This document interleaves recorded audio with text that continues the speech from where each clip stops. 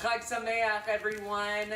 We're so glad that you could join us for this cheesecake baking demonstration on this Erev Shavuot. Shavuot is an incredible holiday. We're celebrating Matan Torah, the giving of Torah, the gift of Torah. And so today, we are going to be making, do you guys know what we're making? No. We're gonna make cheesecake. But not just any cheesecake, we're gonna be making a no-bake chocolate peanut butter cheesecake. Do you like any of those words? I like no bake Whatever you want. peanut butter. I like chocolate and peanut butter. Okay, great, fantastic. We've got 10 graham crackers, 7 tablespoons of melted butter, 24 ounces of softened cream cheese, 1.5 cups of powdered sugar. Now here's a little trick. Powdered sugar, if you don't have any in your cabinet, you can actually take granulated sugar, the regular sugar, table sugar, I don't know if anybody calls it that. You can take regular sugar and put it through your food processor and it turns out just fine until the consistency you want. So if you don't have powdered sugar, regular sugar is just fine, just make sure you grind it up a little bit. So we've got 1.5 cups of powdered sugar, 1 teaspoon of vanilla extract, 1.5 cups of chocolate chips, and these are melted chocolate chips. Now, if you're allergic to chocolate, that's fine. I'm not gonna hold that against you. You do you. But make sure you have your EpiPen, just kidding. But you can use white chocolate as a substitute. It's still delicious. I think it's a little more delicious. I know Ari might disagree with me. I think you like the regular chocolate, don't you? Yeah, that's okay. Then we have 2 cups of peanut butter, but it's melted peanut butter. Now I know that's a little different than you might be used to. You might say, melted peanut butter? What is Rabbi Gimbel talking about? Well, we're gonna need it melted and warmed and kind of goopy for the consistency of the cheesecake we're gonna be making, and also 1 more cup of confectioner's sugar. Now, what is confectioner's sugar? It's powdered sugar with a fancy name. I don't know why they call it 2 different things, but it's powdered sugar and confectioner's sugar. That is a evil laugh. Okay, so one of the things that I do, that I always do to help make things go a little bit easier is I like to divide things into different piles. So what I'm going to do is I'm going to take my peanut butter and 1 cup of confectioner's sugar, powdered sugar, set it aside. Then we've got our cream cheese, our vanilla, our melted white chocolate, and 1.5 cups of powdered sugar, and we're making that pile there. And then the last thing is our melted butter and graham crackers. Now here's the thing. The butter that comes in a stick, that is 8 tablespoons of butter. 4 ounces, 8 tablespoons. If you use the whole stick instead of 7 tablespoons, I won't tell anyone. It's okay. What's another tablespoon of butter amongst friends? So what we're gonna do is we're gonna take the graham crackers. Now, here's the thing. You could put these in a Ziploc bag and whack them. Play whack-a-mole with the graham crackers to turn them into a fine powder. I like things that are really easy, so that's why I always bake with everything pre-sorted already. So we've got our graham crackers, we're gonna put them in the food processor, and we're gonna take our butter and we're gonna put that, this is the butter and not the white chocolate, right? Yeah. Great, fantastic. Pretty sure. So we've got our melted butter, we've got our graham crackers, and we're going to take them and put them into our Cuisinart, and you're gonna just see how much easier this is. Now, I just realized, you know what? I was supposed to do the graham crackers and turn them into a fine powder before I did the butter. Mistakes happen. It's okay. So we're gonna give it a shot. Let's see what happens. Here we go.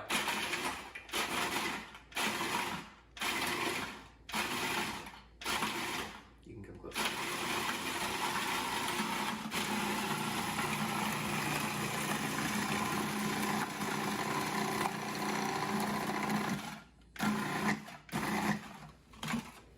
All right, well. Few chunks.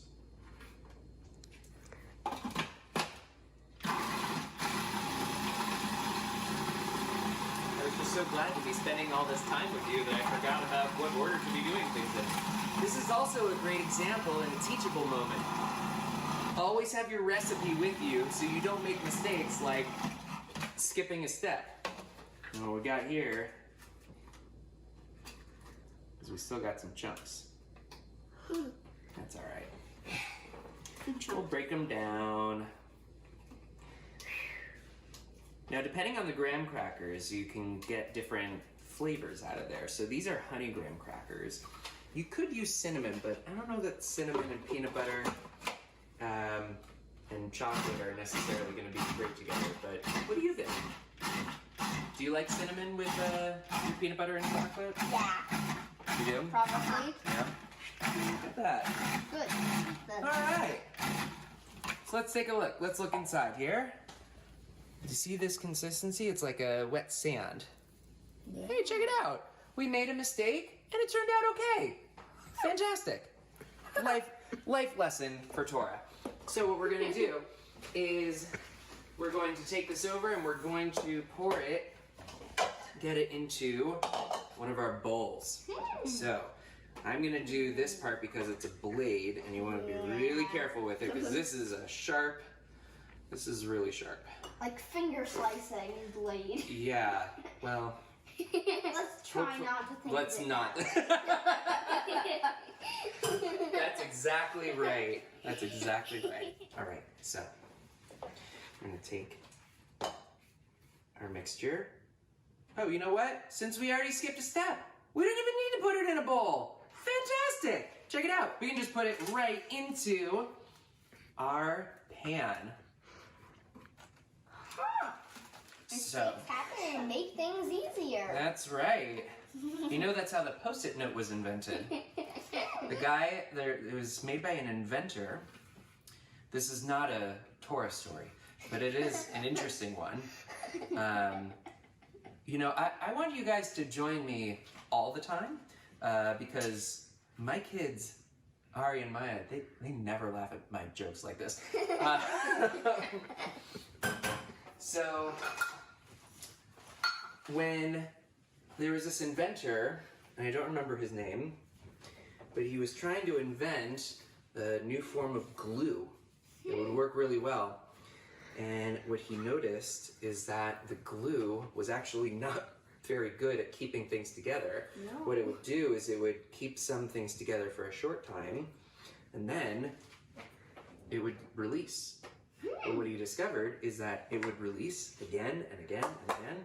And so he marketed it, and it became the Post-it note. There's your non-Torah fun fact. For the day.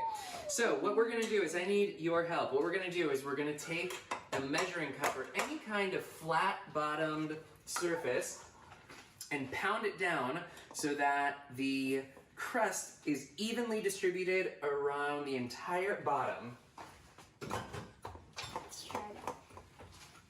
Crush it up. Punch it down. That's right. That's right. Make sure you go all the way to the edges. Yeah, if you need to use your guiding hand, that's fine. Yep. Yeah, so you don't want to smear it. Right. You want to pound. Right. Try to get it in every place. Even the corner. Well, there are no corners because it's a round springform pan. This is a 9-inch springform pan. Remember, don't smear it. We're going to press it, okay? I'll do that. So, here, let me show you. So we press, but you can press and kind of push in a direction. Yeah. Ooh.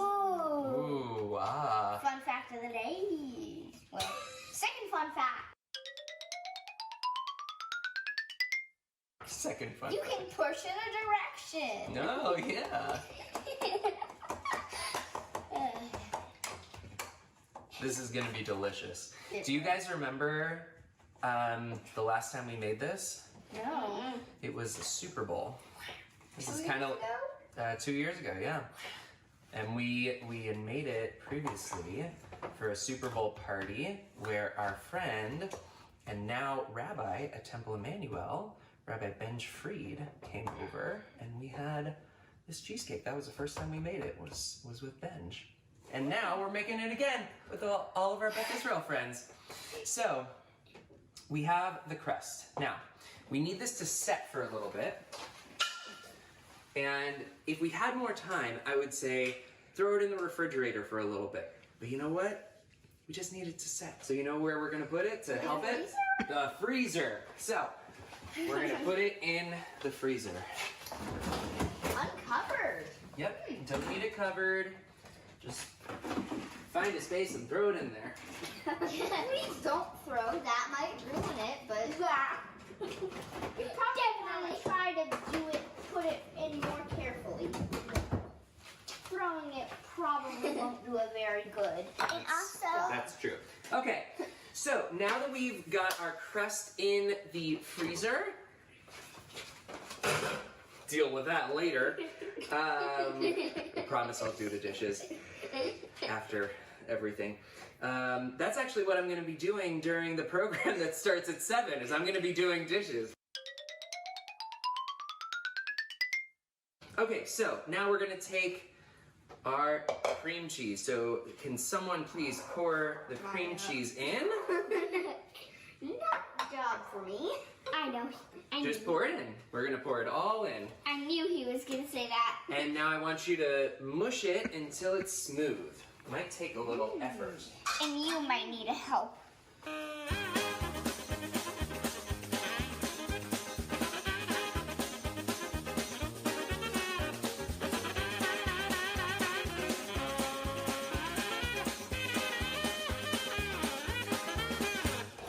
All right, so now that this is all nice and smooth, we are going to add the sugar. So actually, Ari, you poured the cream cheese in. So Ari, can you pour the sugar in, please?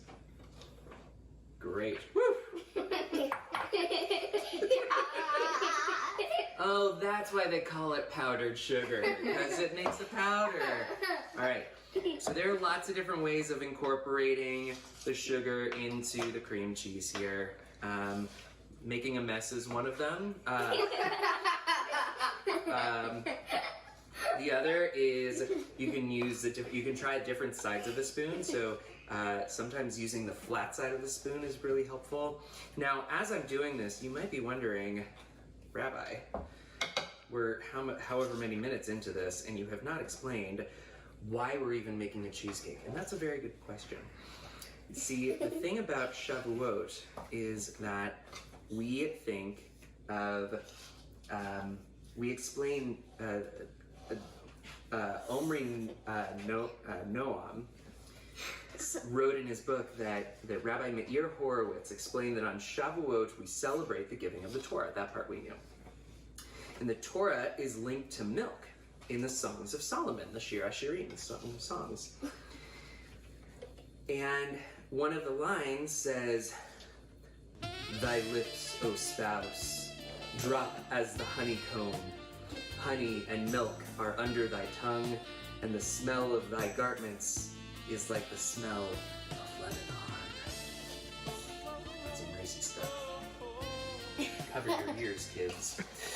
Did we have extra ears? So, the other reason that's given is that the tradition stems from Mount Sinai, actually. That when the Israelites received the Torah on Mount Sinai, which according to tradition happened today on Shavuot. And when that happened, they were instantly subject to its laws. It was like the Torah came down with Moses, and all of a sudden everyone was like, oh, we should be doing all these things. And because of that, that also included the laws of keeping kosher and ritual slaughter. So they didn't have time to do that properly, but they did have time to make a dairy meal. So that's one of the reasons why we eat dairy on Shavuot. But but why cheesecake? Well, because the Torah says that Israel is like the land of milk and honey. And why milk and honey, and how did it become cheesecake? Grease. Grease is the word. Yes, you've heard. Turns out that early cheesecakes that came from Greece, how were they made? With milk and honey. So then it became cheesecakes. All right, now that the sugar is mostly incorporated, we're going to add the melted chocolate. Can I pour it in, please? Yes, let's do it together. Now pour it in. Thank you for, oh goodness, thank you for holding on, everybody. You know, if you've never tried pouring chocolate with having two little arms holding you, it's an experience. Let me tell you. You say it's helpful? Sometimes, that's true. Usually. All right. So we've got our cup and a half of melted chocolate. All right, can you take these two bowls and put them back there? And we're going to scrape this off. Scrape, scrape, scrape. Scrape all the chocolate off. All right. So then we're also going to add the vanilla. Okay? So I'm gonna pour that in. Yeah, do it together. Beautiful, fantastic. Like a little moat. Yeah, exactly. Okay, that's fine. That's fine. Ari, can you put that back there? And then we're gonna mix it all together.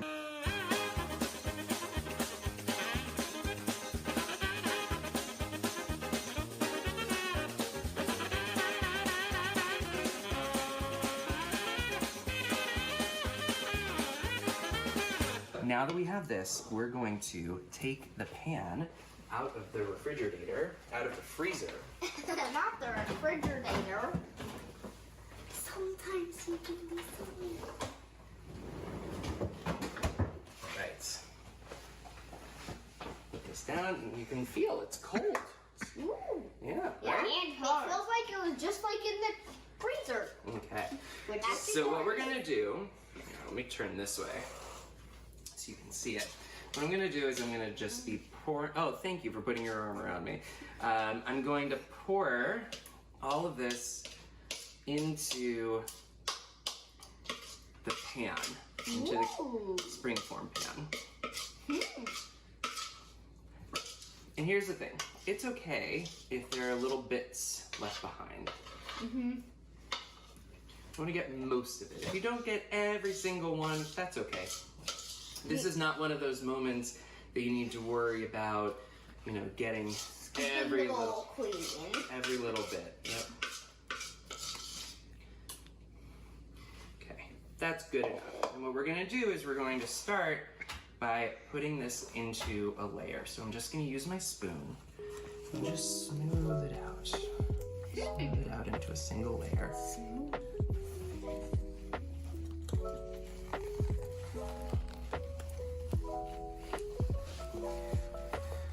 Just keep working it around. Notice with my left hand, I'm just moving the bowl. Sometimes when you get to a point where you really want it to be smooth, you can leave your spoon in once, or a knife or anything else, and move it around, and move the bowl around, but leave your spoon where it is, and it gets real smooth. Okay, now that we've done that, we are going to put this back in the freezer. So let it set for a little bit more.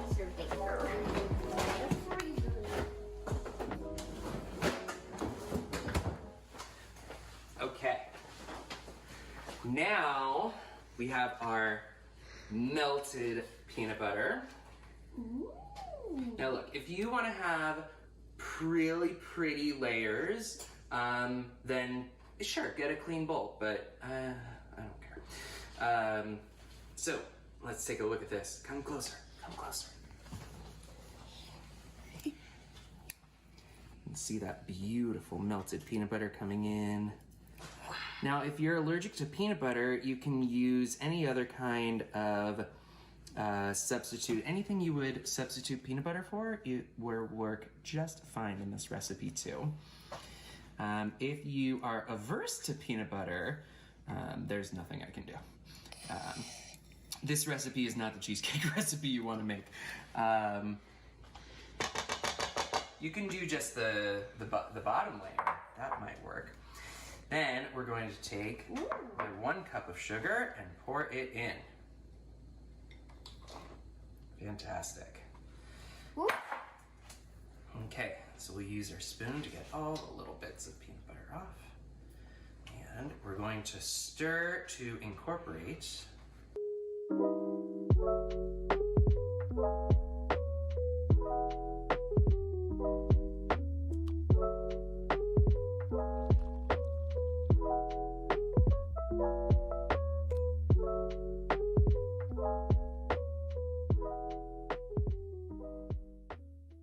Now we're going to get our cheesecake, our first layer, out of the freezer. It's mostly just to make sure that everything stays together. All right, come close, come close.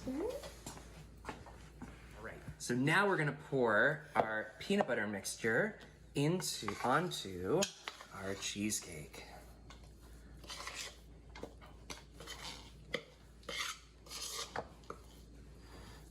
This smells and looks so yummy. Oh my god, that looks so yummy. But I'm guessing they're not gonna try it.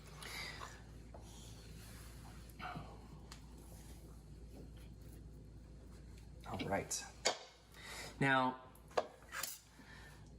it's time for my most favorite tool in this recipe. The flat spatula. Ooh. That flat spatula is cool. We're gonna use it the same way we used our spoon. I'm just gonna spread it out. Can we help?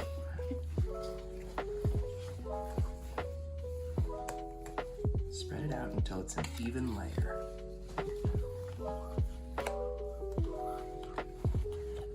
If it doesn't look super pretty, that's okay. Sometimes studying Torah gets a little messy too.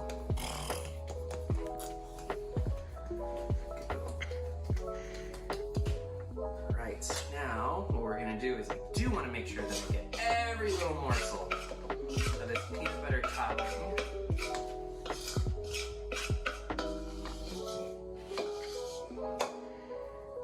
And we'll use that to fill in some of the gaps that we're finding. Are you guys excited to eat this? Yes. And I'm excited to help make it. Well, we're making it. We're almost done. What? We are almost done, okay? This is very quick. Yeah. This cake. Yeah. Well, here's the thing, okay? All right. Now, let me just finish smoothing it out. And I'm going to keep doing that, but now that we're at this stage, I want to tell you we have arrived at the hardest part of the recipe. What? Do you know what it is? What? Waiting. So, usually you want to refrigerate this for 2 to 4 hours, maybe even overnight, to make sure that everything sets really nicely. But I also know that you may want to eat this at the end of our program tonight. So if you want to throw it in the freezer and let it do a quick set there, that's fine too. So I'm going to finish this, and I just want to wish each of you a Chag Sameach. I hope you have a wonderful Shavuot. Please stay here. Please stay tuned. 7 o'clock, we're going to be having our session with all of our rabbis talking about Revelation through the ages. Tomorrow morning, we have our Yisker service at 10 o'clock. If you're remembering a loved one, hope you'll join us for that. Until then, we'll see you around. Chag Sameach. Chag Sameach. Thank you to my helpers, Ari and Maya.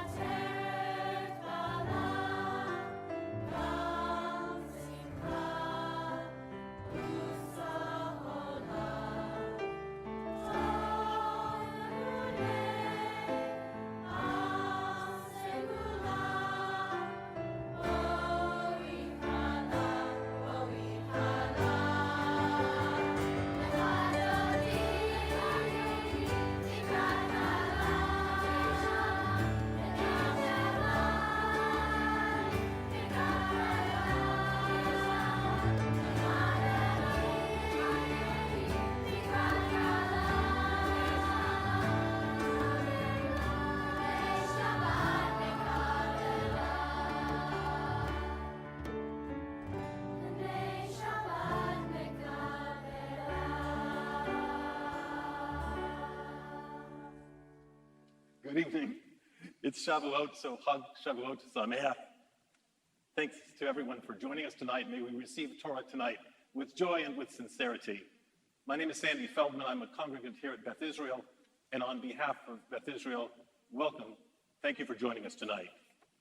The festival of Shavuot celebrates revelation, Matan Torah, the giving of Torah at Mount Sinai, and one of the most distinctive customs of Shavuot is Tikkun Leil Shavuot, an evening-long study session held on the night of Shavuot.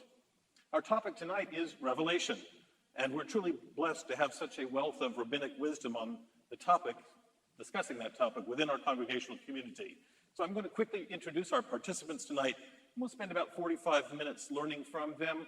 We'll leave about 15 minutes at the end for your questions, and then we'll have a very short closing ceremony, lighting our Yisr candle. I'd like to introduce first Rabbi Lenore Bohm. She's currently rabbi in residence at Temple Leil here in San Diego, where she also served as senior rabbi from 1985 to 1991.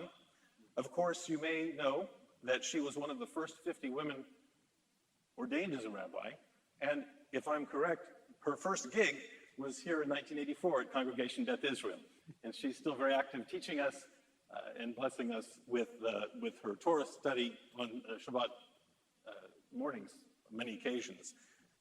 Rabbi Jonathan Stein is right next to me, of course, another of our beloved rabbis. He served as senior rabbi from 1994 to 2001. Rabbi Michael Burke is our rabbi emeritus.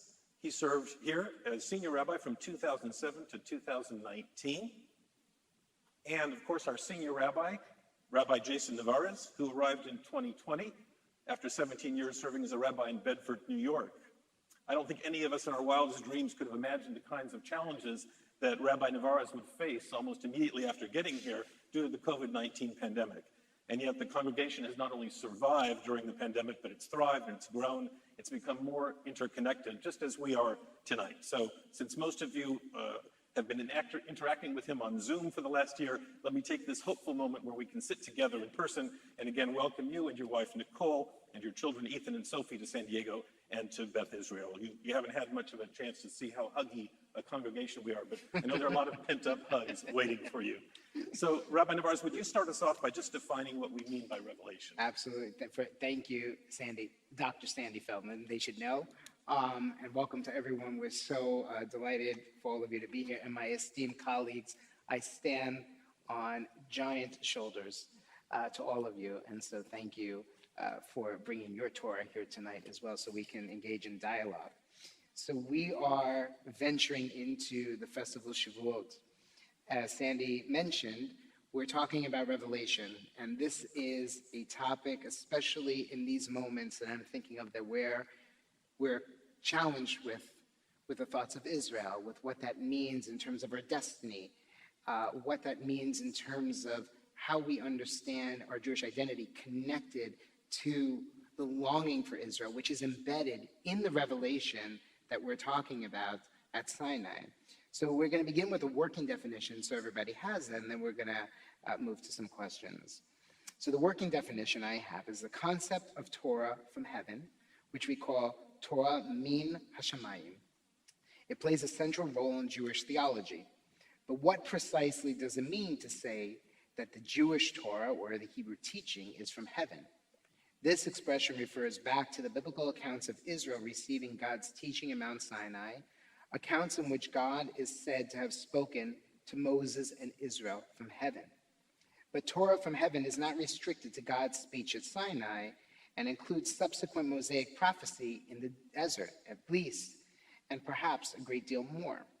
Traditionally, this concept has been flexible enough to address the legitimacy of dispute and innovation, which we call machloket l'shem shemayim, or chidush, within the framework of an ongoing tradition, even at the centrality of Moses and Sinai has remained indispensable. So that's just a foundational framework for us tonight to think about how we start to envision Torah, or how we have throughout these years. Let me just ask the whole panel to comment. Certainly, I'm among them. At times, we think sometimes of the word revelation as meaning God revealing God's self to us, as opposed to revealing our sort of religious constitution, the Torah. Is it one? Is it both? Is Shavuot about one? Is it about both? Does it matter? Well, Shavuot is, of course, about Matan Torah. I don't think most Reform rabbis today believe in Torah min Hashamayim, literally, Torah from heaven. One of the reasons why Reform Judaism broke away, we understood revelation as progressive, not fixed at a moment at Mount Sinai, but the phrase progressive revelation emerged in Reform Judaism partially to explain how we understood Jewish history, and partially to explain how we understand ourselves as Reform Jews connected to that history of change over time, progressive revelation. So I think most of us may be closer to that than to Torah min Hashamayim. I don't believe that either the Torah was given by God at Sinai or wasn't given by God at Sinai. I believe that I owe a great deal of respect to people who cherished that idea and enabled us to continue to be part of the ongoing discussion of Jewish life and Torah and Jewish history, because we have a connection to what that revelation says. I think that my view would be very close to that, because I don't think I frankly ever perseverated on trying to figure out whether or not I believed literally that the Torah was given by God at Sinai like that. I wouldn't say that it didn't matter to me, but that to me wasn't always the key. And the more I learned about Judaism through my years of involvement with our tradition, is I think that what the Torah describes as the beginning of our people, that the main intent of the Torah was to create a people. And so what matters to me is that I feel that I am an inheritor of a thousands of year old tradition of people who believed that they, as a people, entered into a special relationship with God that gave them a mission in the world, something, a purpose, what they were to do. It wasn't to, we never saw that as to go out and conquer the world. I think it was more like to go out and convince the world. We didn't need Torah from heaven to give us morality. It existed in the world, but how to be a messenger of that was what the Torah was about. And I feel that pull that I want to, and I feel I'm supposed to be a part of that. Play along with me for a minute. So let's assume that some people hear the word revelation and think it's God revealing God's self instead of necessarily Matan Torah. And now, in progressive Judaism, we have a lot of people who struggle with whether they believe in God or not. So without drawing more attention to the distinction, do we risk having people say, well, I don't believe in God, so really the law that God supposedly delivered verbatim to Moses doesn't really apply to me. It has no relevance to me because it's something that's strictly tied to God. Well, we have lots of Jews who believe that. And it doesn't mean that they're not. Who believe which? What you said in terms of. That it's not relevant?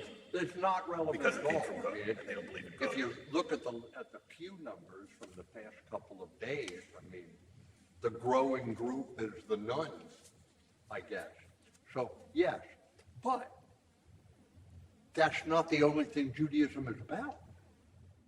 It's not only about theology. You can reject theology and be connected to the community in many different ways.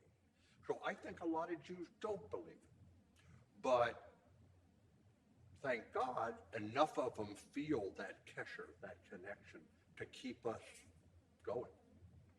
Yeah, you know, Mordecai Kaplan said something famous that I think could apply to this. He said, it really doesn't matter if you believe in God, whether or not you believe in God. What matters is that you act as though there were a God. So in some ways, I would apply that to the idea of Torah min Hashamayim. It doesn't really matter whether or not Torah came from heaven. It's that you act as though it did. that it provides for you that sense of calling and that sense of belonging and that sense of purpose in your life. And I kind of divide, you know, when people say it's not relevant, well, they're not going to make that argument about, you know, the Ten Commandments. And if you look carefully at the Torah, most of the basic morality of the Torah is not given just to the Jews, it's given to all humanity. All humanity is expected to be moral and ethical. So then you have a lot of the parts that a lot of our people think are irrelevant, that is all about the practice and the rituals and the worship and all of that. And you could argue, and you can talk about that. For me, I look at that as sort of the internal patriotism. That's how I bind myself with my people. And then that leads me out to a universal sense of morality. And I think you can maybe help people, in other words, it's almost like they're asking the wrong questions in some ways, or not looking at the full depth of what it means to be the recipient of it, of the Torah. I just want to dovetail off of something that you said, which I think is really important. Before you mentioned about being the inheritor, I believe, of morality. And I believe, I would dovetail off of that to say that Torah, or revelation of Torah, gives us the framework for that morality. I think that you mentioned that it existed in the world. I'm interested when we get to another question about perhaps what if there was no Torah, what would that look like? I think that for me, it was peoplehood, and then we layered on top of it the sense of religiosity and tried to make practice out of it and tried to codify what was central to what our God believed that it was needed to do in this world. And so for me, revelation is not so much, I believe there are redactors, I believe that it was not the word of God, but divinely inspired, because, as Mordechai Kaplan said, to live as though it did come from God. That for me is the essence of what we do in our day-to-day. It's the essence of what we do when we have children come up and become bar and bat mitzvah, and we ask them to take on these ancient rituals and traditions because we want them to emulate and model what we desire and hope for in the world. And so revelation to me is that universal and moral code with a framework from a Jewish lens of how we get there. I don't think it should be an either-or proposition.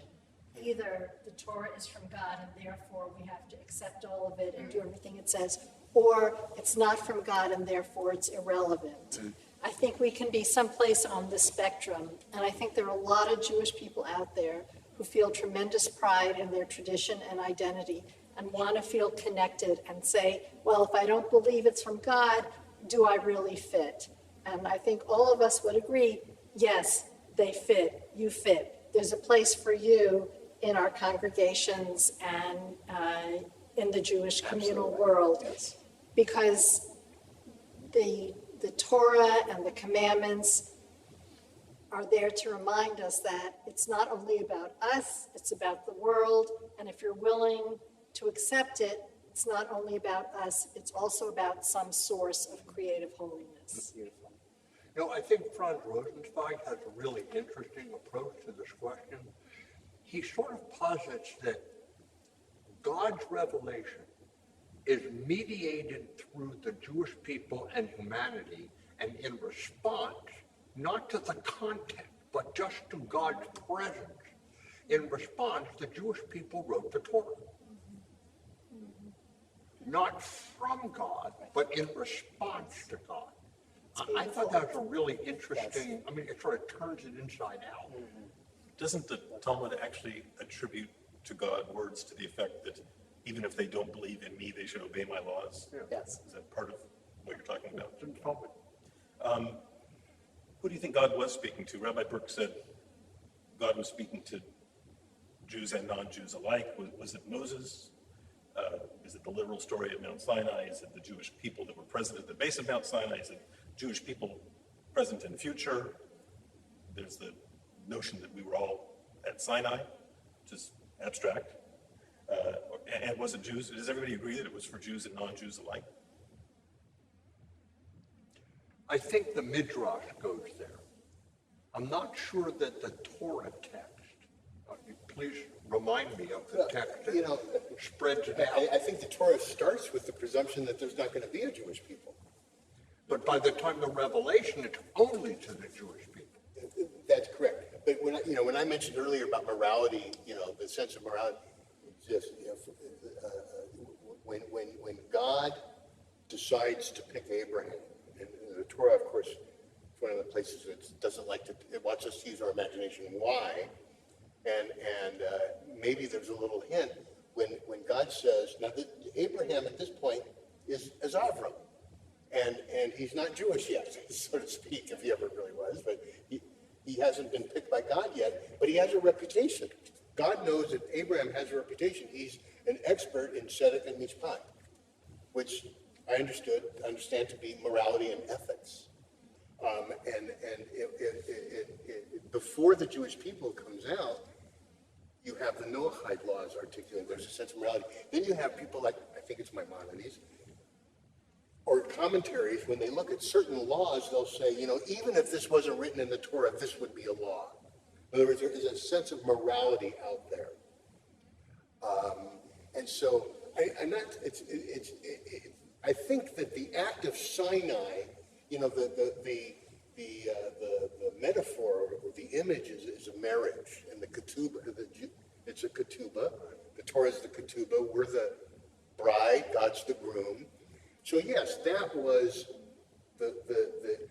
but again, what's important to realize about the Revelation, I think, is it's the only revelation in recorded history that we're aware of that was to the entire people, not to a select elite. So it was about the bonding of a people to a way of life and a mission. That's Yes, and as you know, it's only later that the rabbis, responding to criticism of that it's only Jewish, began to figure out ways to broaden that message. I think also that, the movie The Ten Commandments gets it wrong.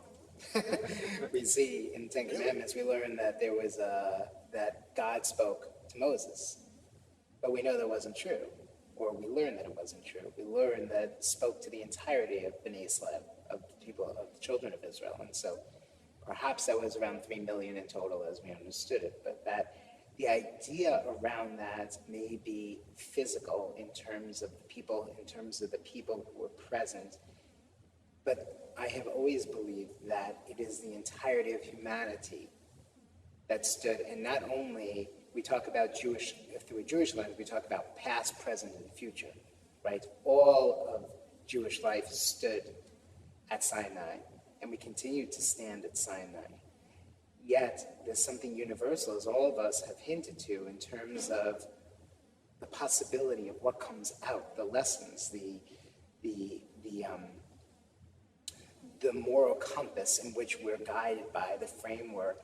And I've always believed that spoke to a universal lens. I believe it is the foundational text of our Abrahamic faiths. It is something that our institutions are built on, that our civil societies have adopted in many ways. Many of our laws are based on Torah law. And so there is a huge foundation there for us, not only that we are at Sinai, but we strive to be there. And those that come, door door, strive to be there as well. There seems to be such a disconnect, though, from what we're talking about.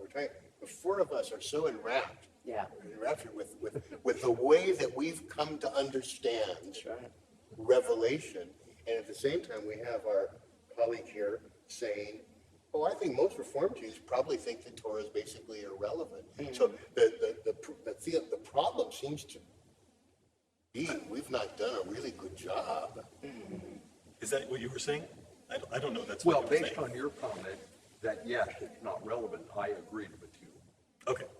I don't know how many Jews, Reformed Jews. Well, I would say that on my experience, I'm not sure I would argue with you. I just like to pin it on you, but I wouldn't necessarily argue with you. But I think it is true. I mean, you think about our congregation and the people who populate Reformed congregations. I don't think they're as tied to the idea. I have inherited this tradition, which, if nothing else, my people for 2,000 years has thought goes back to where we stood at Mount Sinai. We have these wonderful images of, we have people joke and say, oh yeah, I remember I saw you at Sinai, because that's the, is that one of your readings? It's your reading, right? And so so if we're not, how have we not succeeded in conveying our enthusiasm for this idea of what it means to be a recipient and see it as some kind of a revelation? We've not succeeded in really helping people understand that, maybe. And I think that was my point. I'm not saying that Torah is irrelevant by any means. I think it's central. It is the Constitution that we live by. What I'm saying is that I think, like tonight, maybe as progressive or modern Jews, we may have an obligation to really tease the God part of it out at times, right, to allow those people who can't grasp Torah, if they're not given some permission to separate it from being handed down by, a pediatric notion of God, the man in the sky. We can't know if it really happened, if it was an event, but what we can know by the recording of it in the Torah is that some people had an experience, whether they had it physically or they had it psychically or they had it morally or they had it spiritually. They had an experience of being called upon by God to act in a certain way. And I think the relevant question for all of us is, how can we replicate aspects of that experience? Not did God speak to them, but does God speak to you? Does God speak to me? And what am I willing to take seriously? What am I willing to have move me and compel me to behave in a certain way in this brief amount of time that I'm on earth? I want to pick up on something that Rabbi Navarro said and something you just said, Rabbi Bowman, in just a moment. First, let me remind everybody who's watching that we are going to have about a 15 to 20-minute question and answer session. So this would be a good time to be formulating your questions. They're going to be relayed to us by a television monitor that's in front of us. Rabbi Gimbel, our assistant, soon-to-be associate rabbi extraordinaire, is going to be feeding those questions to us. So do be thinking of what you'd like to ask. So you mentioned the Ten Commandments. I heard an anecdote, or read an anecdote about the Ten Commandments, which is that Charlton Heston, who started it, of course, was sitting with a priest at the monastery that was their base camp when they were filming in the Egyptian desert, and with Cecil B. DeMille, who of course produced it. And Charlton Heston suggested to Cecil B. DeMille that Charlton Heston's voice should be the voice of God. They hadn't yet picked a person to be the voice of God, and in fact there are no credits in the movie for who voiced the voice of God. And so Cecil B. DeMille's first reaction was, "You've got a big enough part already, Charles. You don't need to be the voice of God." But then Charles Heston said, "Cecil, when I went up the mountain to film this, I didn't hear anybody else's voice. I heard God in my own voice." And so he made that argument to Cecil B. DeMille that his should be the voice of God, that maybe it was what was in Moses' head that was divinely inspired. Fast forward to the filming of The Prince of Egypt, which was that Spielberg? I don't remember who that was. Yeah. Who had a sort of a similar conversation with his stars about who should voice God. And the first idea that came up was similar. It was, well, we should have 1,000 voices simultaneously voice the voice of God, because we all hear the voice of God differently and in our own voice. Now, from a technical point of view, it didn't work. You couldn't understand anything. But I'm wondering if you think that, to what Rabbi Bohm was saying, that really it's what we're hearing in our own head that helps us to understand. This is already an idea that's a couple thousand years old. What's that? What you're describing, I mean, the rabbis imagined that the Torah was given simultaneously in 70 different languages. And since we're talking about God, you may say it's not technically possible, but God. And the other thing that even speaks more, in some ways more poignantly to what you were saying, was the Midrash, which says that everybody heard it in the voice of their father. Because because the rabbis are recognizing it would actually be pretty scary. I mean, it was scary enough. It would scare them if it was somebody they Period. knew. And if it was, by the way, you didn't tell the end of the story. Isn't the voice Cecil B. DeMille's? It is. So you have a big enough part. I don't. Right. But And by the way, don't tell Cecil B. DeMille that somebody thought of this 2,000 years before. yeah, right. So, but everybody heard it in a voice that was comforting to them and known to them. And I don't know, maybe that's the task, is to help them hear that Torah through a voice that they can recognize, in a way that they can recognize. There's also a midrash about manna tasting like the food that everyone loved the best. Right.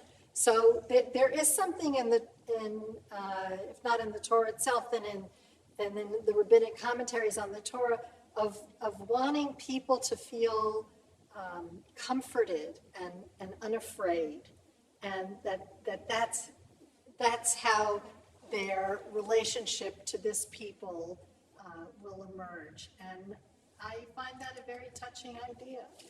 That's why I heard, and why, when you bring up the midrash about hearing it in your father's voice, and you talk about comforting, I always had an issue with that midrash, because I always thought, why is it not in the mother's voice? If we're thinking about nechemta, like a sense of comfort, we're thinking about relational, we're thinking about where is the mother or the female voice in that. That has always been an issue for me, even in movies, as we portray the male voice as God. For me, there is no gender attached to God. There is no, we've colloquialized it into gender, and because our Hebrew native tongue is made up of a zachar nekeva, as a male and female language that's changing now, but it is originally based in that. There is something about the comfort of the individual to hear that personal voice, but I've always found that absent in our teaching. And only recently starting to discover a modern commentary on it. But something very powerful for us to think about how where does the comfort come from when we relate to God, and what's the voice that we hear? How do we sit with that voice and translate it to something that can be not only meaningful to us, but motivate us to hold the commandments, right? To hold this tradition that we've been tasked to hold in the sacred responsibility. How are we going to move it forward? So I think it's very important. I was just thinking about that when you both mentioned. Very, very I knew that it occurred to me as I was saying it. Yeah. And I did a Google search in my mind as I was talking, and I'm pretty sure it does say the father's voice. I think it does. Even though there's something intuitive on our part that Yes. would say that it would be the female. And of course, we do have that notion of the female manifestation of God in Yes, the Shekinah, Shekinah. yeah. But I think there's another element that we've not really touched upon if we're talking about alienation of Jews. And we have contact with people. Many of them are alienated from a large part of Judaism, but they're at least affiliated with our synagogues. But of course, there are more out there. And when it comes to this idea of Torah and where it came from and is it divine or not, the Torah has things that in our day and age we would just say are downright flawed, are wrong, are bad even. And so I think that it's very, very easy to look at that and say, look, you're not going to find very many people out there that would argue with thou shalt not kill or commit murder. But, you got slavery in there, and it's kind of hard to understand how it treats with slavery, and you got, executing the rebellious child. You have all sorts of problems. You have the sota, the problem with the wife suspected adult. All these things are easy to just say, the Torah. I don't need the Torah to tell me I shouldn't murder. So again, that,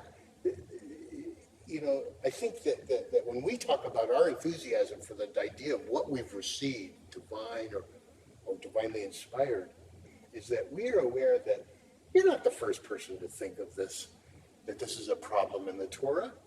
And when you explore, so when we say we've received Torah, we haven't not just those 5 books, but for a millennia or so, our best minds have looked into that that text to understand what are we supposed to do now? How are we supposed to respond to this world now, the circumstances we have now?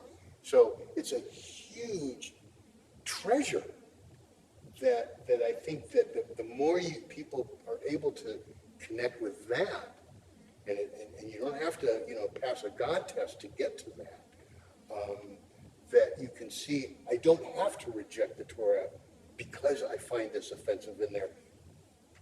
My whole tradition has a problem with that, but let's see how they dealt with it.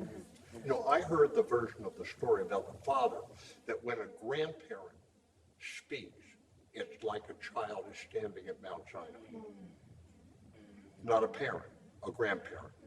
Second, part of what you said a few moments ago, Michael, about 70 voices, a real famous rabbinic tradition. Somewhere in Exodus 21, in the middle of the Revelation, is the word kolot, voices. But what's interesting about it, it says ro'im et ha-kolot. They saw the voices. I forget what it's called. There's a word for that. Synesthesia. Where two senses. Talking about ophthalmologist.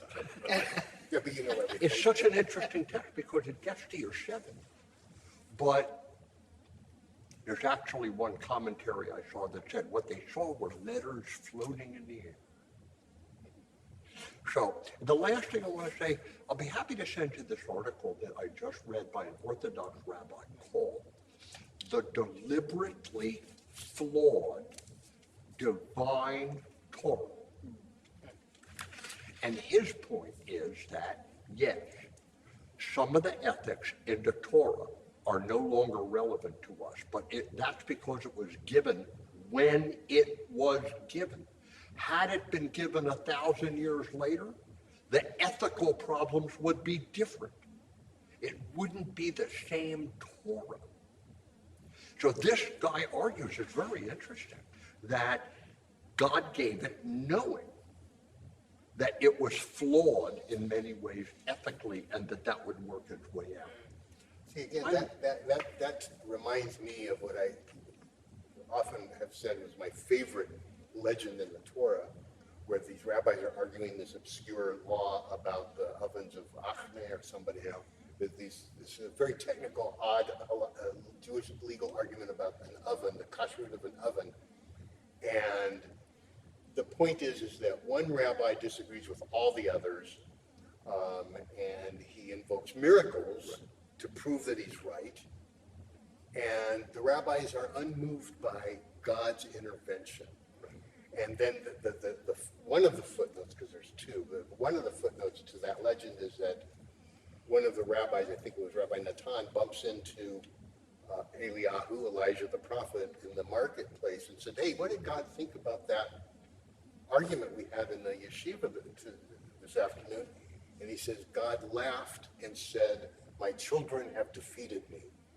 So it's like God wants us to tackle those things, and if it means saying, "Okay, this law is overturned," that's fine. My children have defeated me. They're using their minds to do exactly what you said. The rabbi said we're supposed to do. Cope with this, and if we need to overcome it, we overcome it.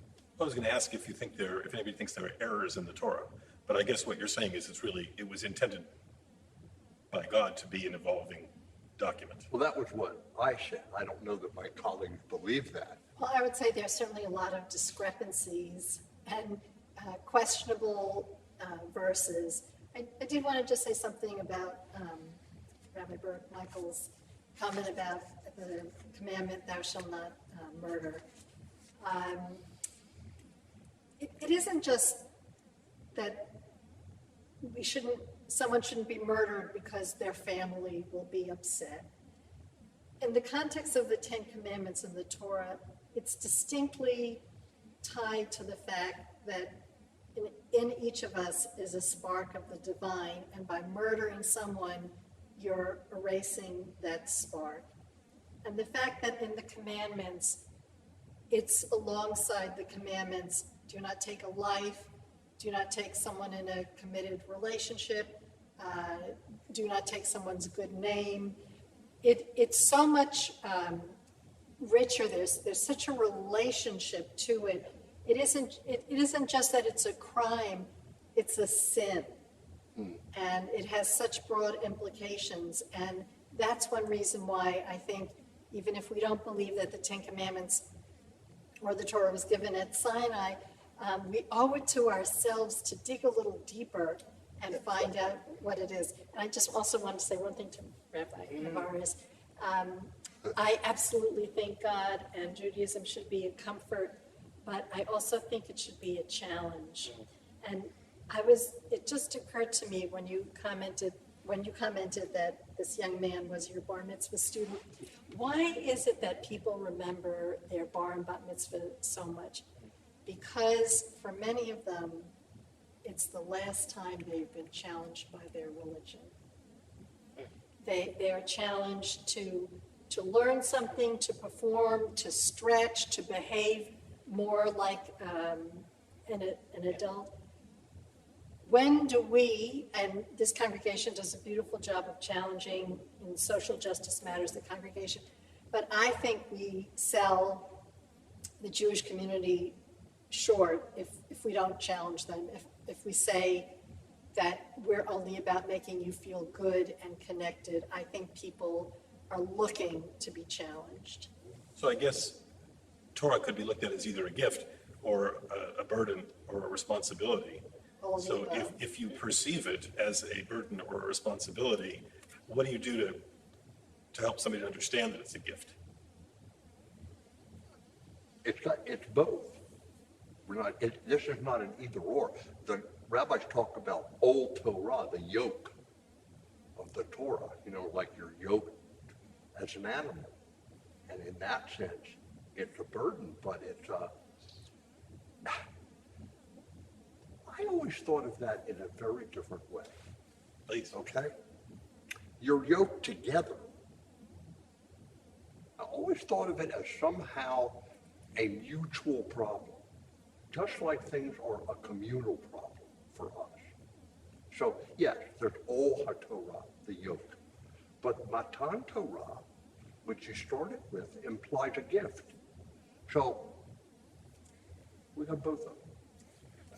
You remember the movie Forrest Gump? Yeah. And I think at the very beginning, when he's sitting at that bench, there's a leaf that, of course, that's from, I think, the Psalms. It has a driven leaf, right? Famous book by that title, also a very good book. And so I guess that was Gump. He just sort of like a driven. And so it raised the question: what are we? Do we have purpose? Does our life have meaning? So to me, to receive this tradition, we talk about being privileged. I feel like I was privileged to be born as a Jew, or that I am a Jew. And the gift that I have is an awesome responsibility. It is a burden, but it's a burden that gives my life purpose. It means I'm not just a driven leaf. I'm not just something floating, a little speck of dust floating through the atmosphere. But that my life has infinite worth and infinite potential. And so that to me is a gift. Not to mention the fact, and I'll tell you, I think that one of the great learnings that's going to come out of the trauma of our pandemic is that people are going to start looking at what are the gifts that they have. Just because so many of our things that we took advantage were taken away from us, like this, being in the presence of other people. And so we will take a look at what these gifts are and realize the richness that it adds to our lives, the joy that we have. And the joy is the experience of happiness that's experienced with other people. So I think it's easy to turn that burden, to laden that burden with joy and see it as a gift to give my life meaning. Let me just remind people to be sending in their questions. We're going to start question and answer in just a couple of minutes. Got 2 more questions. Rabbi Navarez? It's very interesting. There's an irony to this festival Shavuot that we celebrate today. I think of the Book of Ruth, for example. The Book of Ruth is based on a love story that is a love story of an affinity with the Jewish people, with the irony being that one of the greatest kings of our Jewish dynasty was the descendant of one of our most hated foes, the Moabites.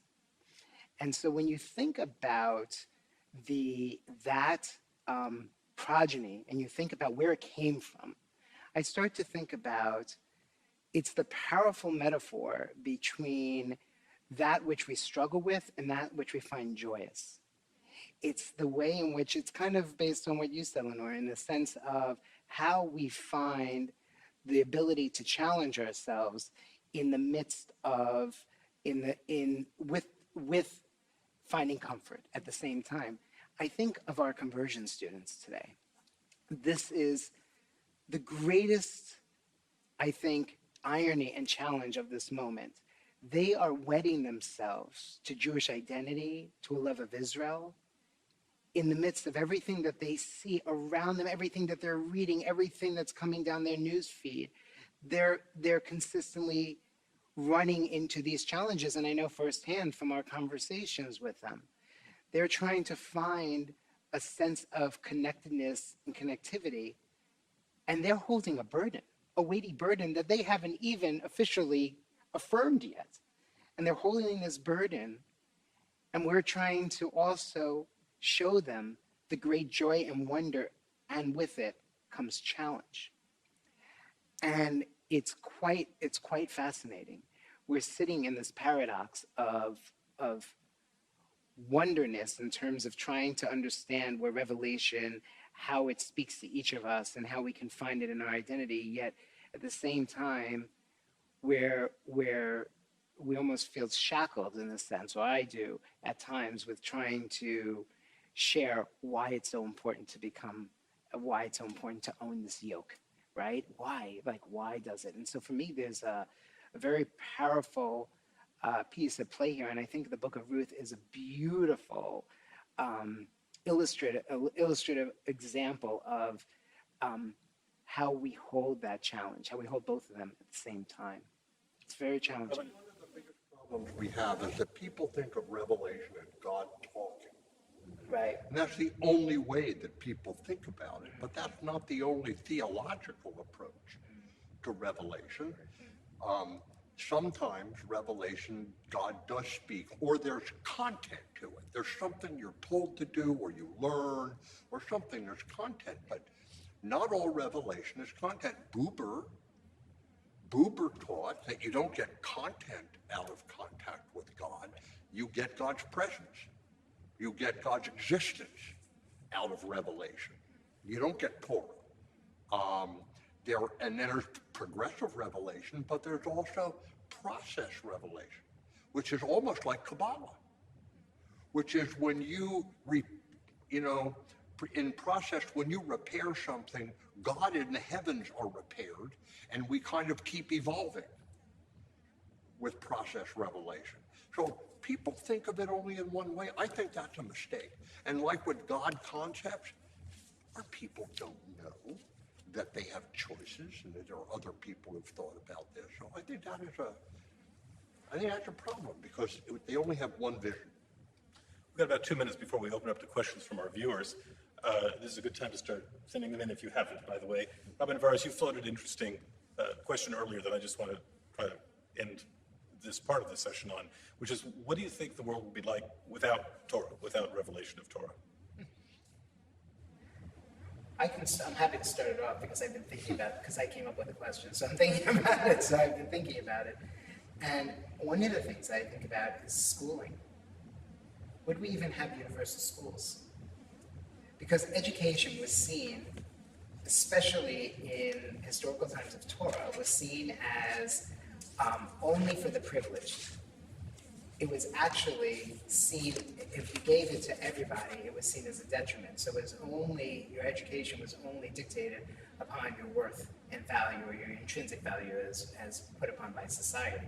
And so if you were educated, I don't think our system of education would be, and of course, we still have many issues with the fairness and equality around education today. I think the idea of education, to educate one and all, is something that comes from Torah. I really do. Anyone else? What would we be like without revelation? I think we would not have as basic an idea of the dignity of the human being And also, not the notion, in spite of the fact that there is slavery in the Torah, that that freedom is the preferred way of existence, and freedom is what people deserve and should be endowed with. I guess I want to say I accept that, and I'm, repeating that. Raising it. Metaphysically. And I'm not sure I can imagine that there would be a Jewish people without the Torah, because it's the story we tell ourselves about who we are and where we came from. So if we don't have that, actually you have a people. And maybe another way of saying it is if we didn't have the Torah, we'd have to write the Torah. But we did have the Torah. I think you're absolutely right. If we didn't have a Torah, someone would invent a Torah. Yeah. Whether it's the Torah or Torah, right? Like learning and teaching. And I also agree we wouldn't have a Jewish people. That was the whole point. And not only the people who were there, you and I were there. Like we talked about, that whole concept, which has gotten us down through the millennia, one of them gone. Well, Rabbi Gimbel, how are we doing with our viewers? Do we have some questions for our panel? Thumbs up. So, this is from Irv Cass. Hi, Irv. Something to possibly respond to, and Irv quotes, "The Bible is not man's theology, but God's anthropology. So in terms of revelation, perhaps our texts serve us by calling out the good, the bad, and the ugly, and the beautiful parts of humanity." Any response? This is a typical Irv Cass question. This was, I don't know, did I attribute that? That's Heschel's quotation, like Heschel's quote. So if I didn't say that, that's via Irv by Heschel. Anybody want to take that? Well, I'm not sure I can really penetrate what's being said here, but what I'll say is that, when Rabbi Bohm speaks about, this is, the Bible starts with a revolutionary concept. Every human being is created in the image of God. And that doesn't mean, God forbid, that he looks like this, but, the spark of divinity in us. And what the Bible does is it takes God out of nature. God is not identified with nature. God is out of nature. And so that's why, as Mika Goodman says, when we say Adonai Echad, it wasn't a mathematical revolution of reducing many gods to one, but rather unity. And so that meant that, so let's say God is, we'll use the word perfect, we're not. So it exposes the ugly and the beautiful parts of humanity, but, and it also opens up permission to admire the imperfect. So this, when King David becomes elevated as our hero of the Jewish people, King David is a clearly flawed individual. All the biblical heroes are flawed. So, again, so what the Torah does is it says to you, you can, first of all, you don't expect to be perfect. You can strive towards it. Recognize that there are these, it is what it means to be a human being, is to have these parts in it, but it's also, there's a divine that you can tap into and overcome that ugliness. No matter what your politics may be, understanding that Alan Dershowitz has become a more controversial figure in recent years, he wrote an interesting book called The Genesis of Justice.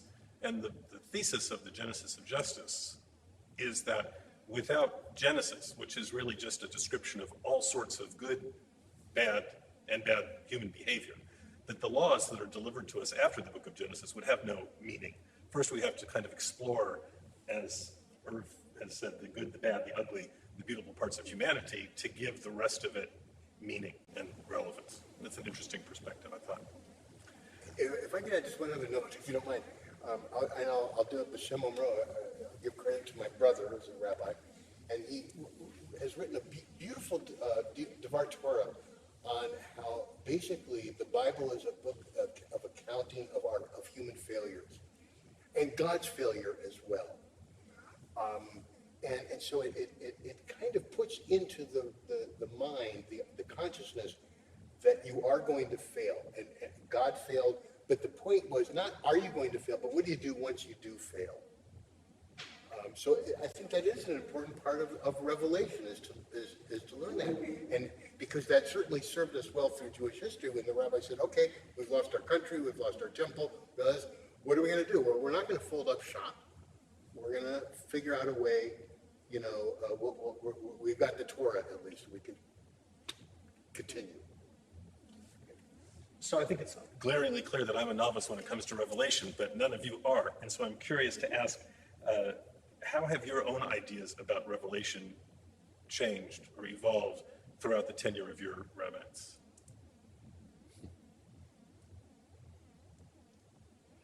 I entered the Hebrew Union College with no idea what the word meant.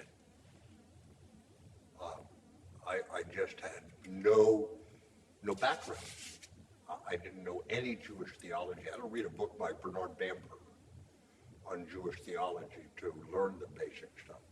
So I had no idea. In my first year, we read Louis Jacobs' 13 Principles of Faith, and so that's like the Orthodox, or his riff on Maimonides. And so I thought that was like what Revelation had to be, because that was what Judaism said. And then I took a course with Alvin Reines. He didn't believe in any of that stuff, none of it, except he did say one thing. All these people all testified to the same sounds and noises. So even Reines said something happened. Long story short, I gave up Revelation with content years ago. For a while, I was booberish. Right? I think we're all booberish at one point. I was Rosenzweigian. Yeah. But I'm actually today, forget progressive revelation. I mean, that's fine. I don't think it was such a big finish on being part of our people, but today I'm attracted to the process stuff because I love Kabbalah. And that's what it is, repairing the world in process. And every time you do, you reveal a part of divinity. And I'm attracted to. What else? For me, it was, I too had no concept of Revelation entering seminary. No concept, except for my grandparents saying, everything is God's will. That was their Orthodox, Lashon, in that sense. That was what I was imparted on. But I still didn't understand what that meant. And then I went to live in Israel during the Intifada. And Revelation had something very different, meant something very different to me. It meant doubt. It meant falsehood. It brought insecurity to my own being as a person in the world and as a Jew, not knowing where to turn. And then, over time, it started to become part of my language, my DNA, to believe that there was some sense of God in my everyday. Not in the God that is the puppet master, but in the God that makes possible how we live through life and how we journey through life. And that and through all of our philosophy and every, psychological, theological, philosophical, book or individual that any of us or I have entertained over these many years, I think it comes down to me, for God makes possible, ... And the possible is in the challenge, it's in the simcha, it's in the pain, it's in the unknowing of where we're going.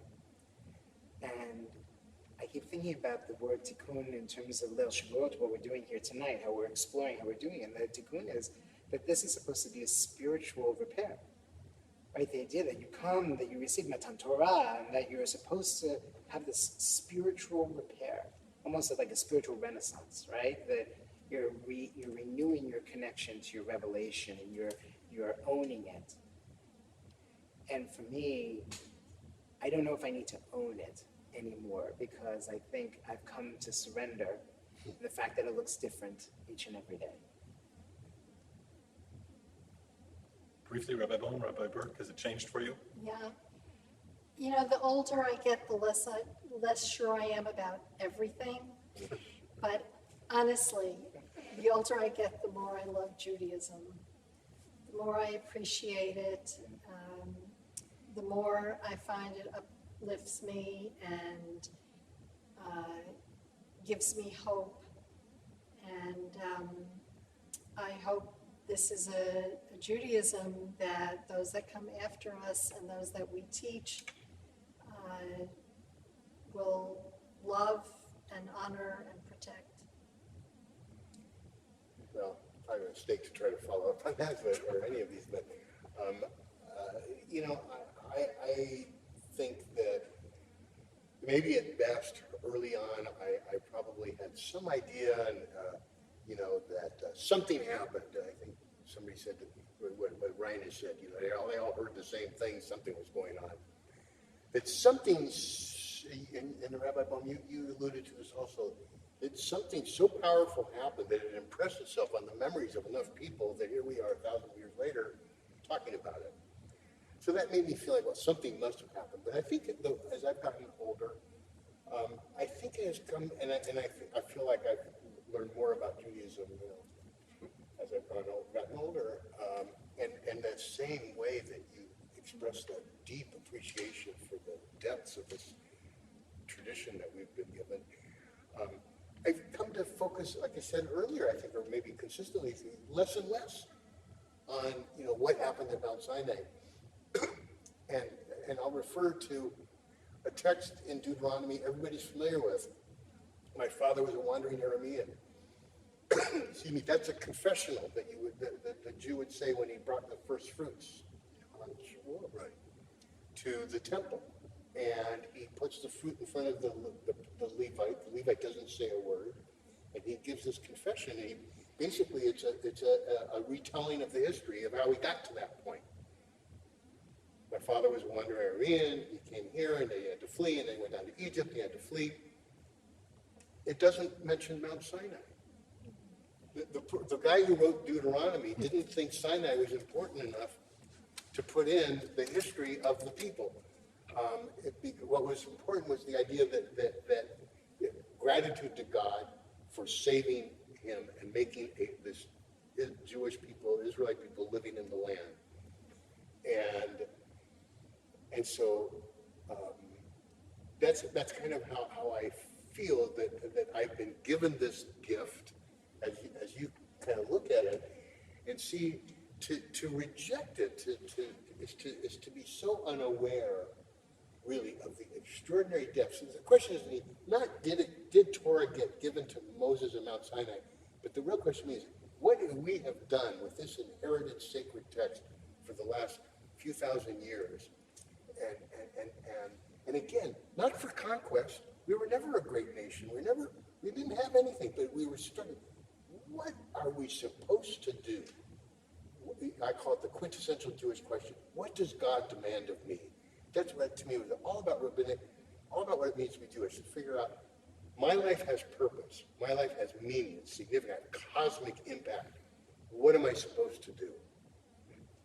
So I want to honor one comment that's come in from a viewer.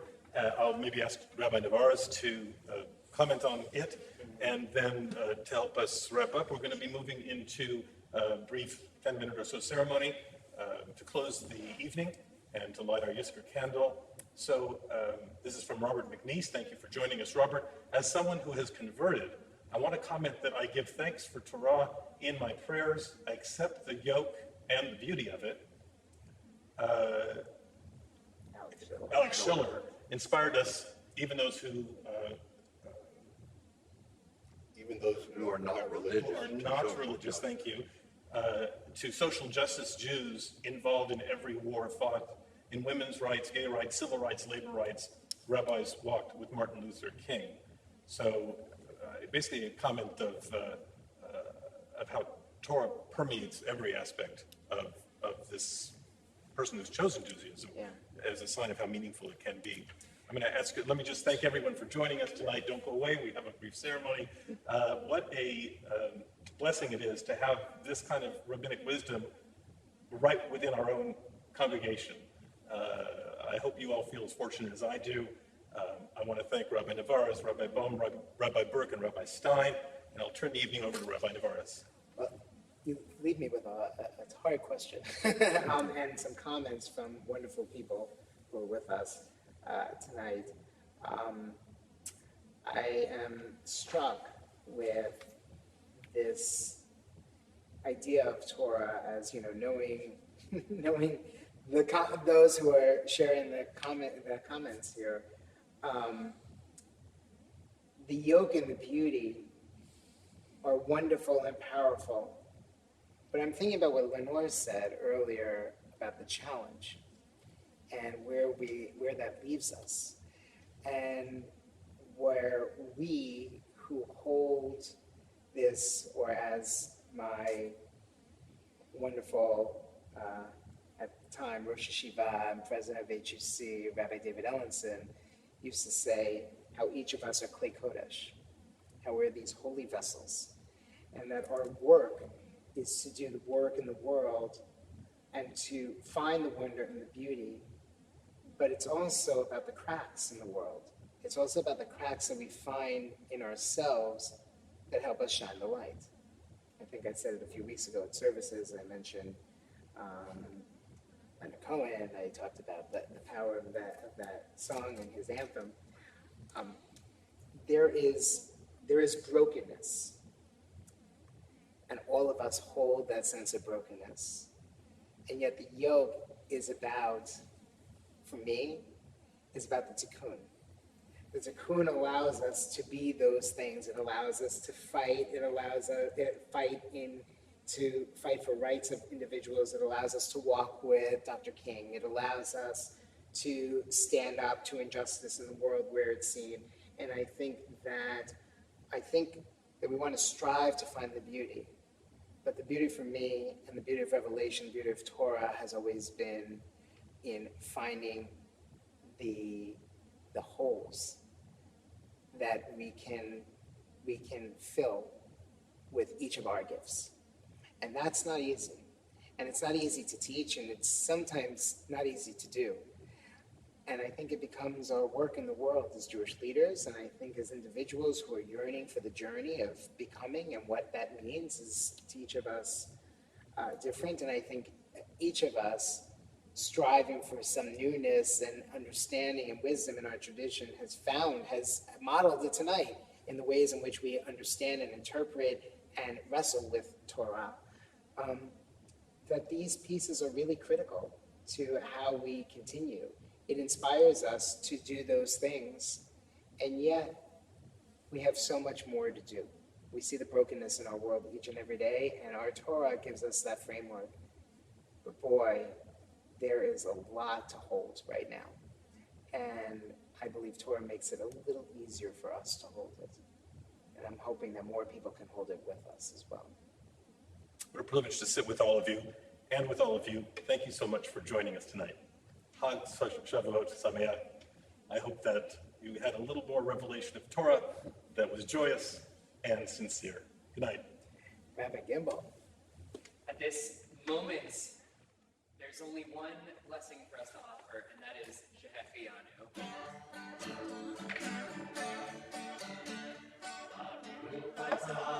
Adonai Eloheinu, melech haolam.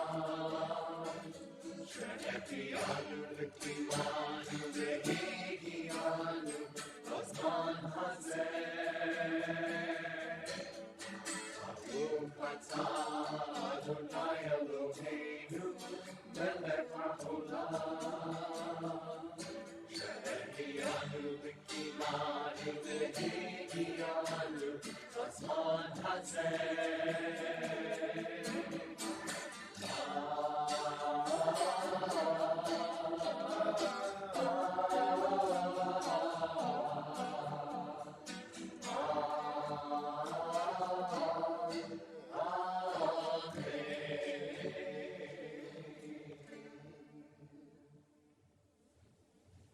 turn to light our holiday festive lights.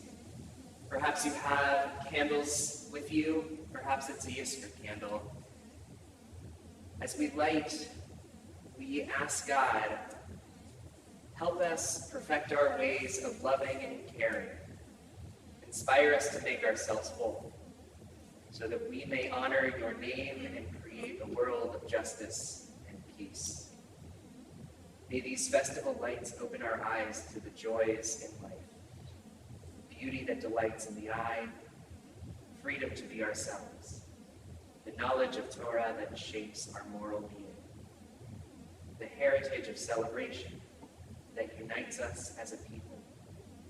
Praise to you, Adonai our God, sovereign of the universe, for giving us life, for sustaining us, and enabling us to reach this festival season. Amen.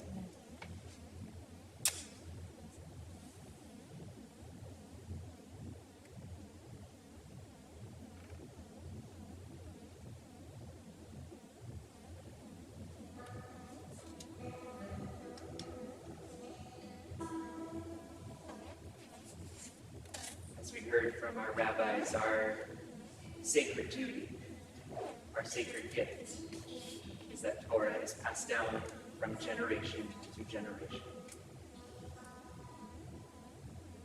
Ledor vador, ledor vador, ledor vador, nagid lecha, ulenetzach netzachim, ulenetzach netzachim,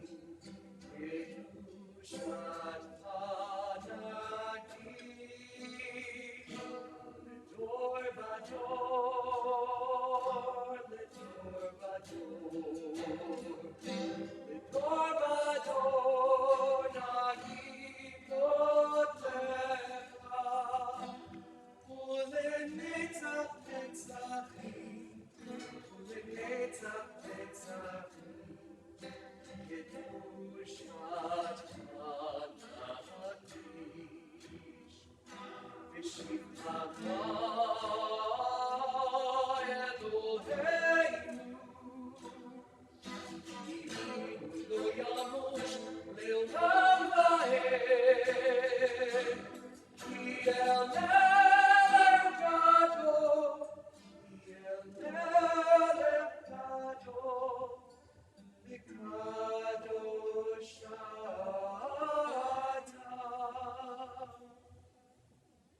Ledor vador, ledor vador, ledor vador, nagidot lecha, ulenetzach netzachim, ulenetzach netzachim, Kedushat Hanakish.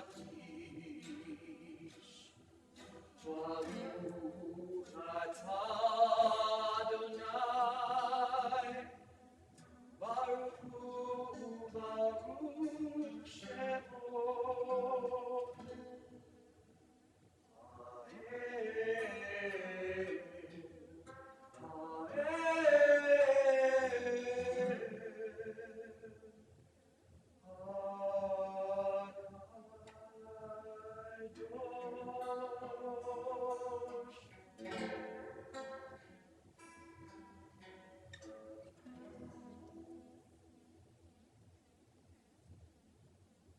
Whenever we conclude a book of Torah, we say the words chazak, chazak, v'nit chazek.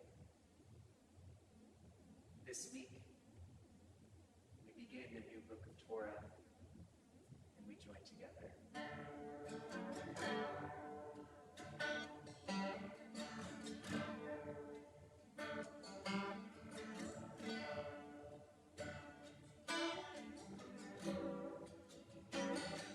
We have come from near and far to raise our voice in song. Oh, rejoice.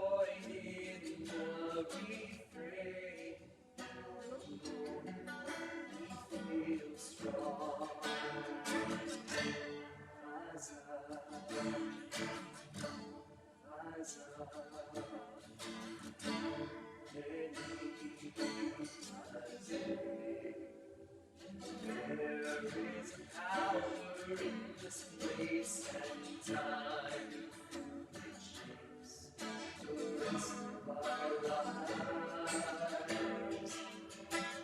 When we return, each year we find our truth we can't deny. Be strong, let us strengthen one another. Be strong, let us celebrate our lives. Be strong, let us strengthen one another.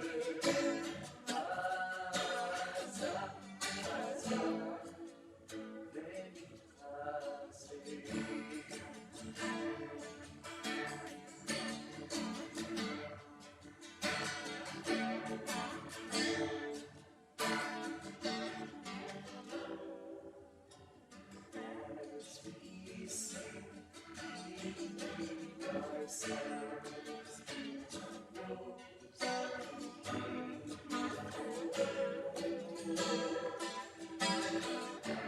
we're one with all who yet to come. Our strength in will be strong. Let us strengthen one another.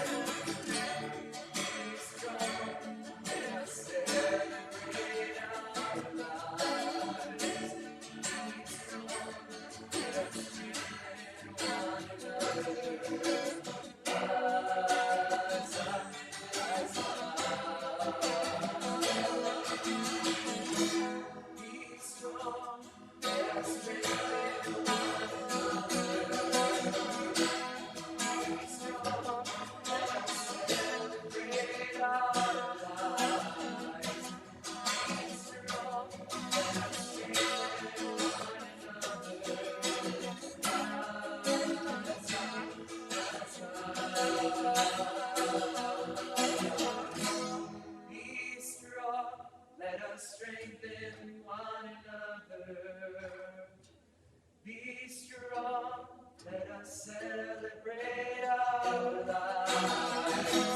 Be strong, let us strengthen one another. There's a custom on Shavuot to study the entire evening. Most of us have bedtimes long before then. Like Shavuot. So instead of staying up all night, we'll at least end the night together by offering words from our Torah as part of our bedtime ritual. As we say Shema Yisrael, Adonai Eloheinu, Adonai Echad. Listen up, Israel. Adonai Eloheinu, Adonai our God. Adonai Israel.